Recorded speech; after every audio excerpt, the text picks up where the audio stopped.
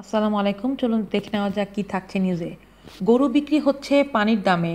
সুনামগঞ্জে সব ধরনের ফসল পানিতে তলিয়ে ধ্বংস হওয়ায় হাওড় অঞ্চলের কৃষক এবং তাদের পরিবার পরিজনরা দুঃসহ জীবনযাপন করছেন। কার্যত সর্বস্ব হারিয়ে কৃষকের পিঠ এখন দেওয়ালে ঠেকে গেছে। এই অবস্থায় বিপদ হয়ে দেখা দিয়েছে গবাদি পশুর। খাদ্য না থাকায় এসব পশু এখন পানির দামে বিক্রি করা হচ্ছে বলে জানা গেছে। হাওরের গৃহস্থ পরিবার আর বর্গা চাষিরা বছরের একটিমাত্র ফসল বোরো ধান হারিয়ে এখন অর্থনৈতিকভাবে চরম বেকায়দায় পড়েছেন। ফসল উৎপাদন করতে গিয়ে একদিকে ঋণের বোঝা, অন্যদিকে পরিবারের ভরণ পোষণ, দুই মিলে চোখে অন্ধকার দেখছেন তারা। টানা 2 বছর ফসল হানির কারণে কৃষিনির্ভর এই দুই শ্রেণীর মানুষের পিঠ দেওয়ালে ঠেকে গেছে। এই অবস্থা থেকে উত্তরণের প্রাথমিক ধাক্কা এসে পড়েছে গৃহপালিত পশুর উপর। ধান তলিয়ে যাওয়ার সঙ্গে সঙ্গে দৈনন্দিন নানা প্রয়োজন মেটাতে এবং ঋণ শোধ করতে হাওড় অঞ্চলের গরু ছাগল বিক্রির ধুম পড়েছে।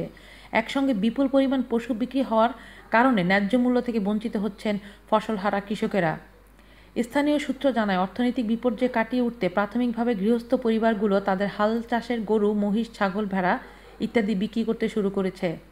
গত বৃহস্পতিবার ধর্মপাশা পশুর হাটে অন্য সময়ের তুলনায় কয়েকগুণ বেশি পশু বিক্রির জন্য আসেন কৃষকেরা।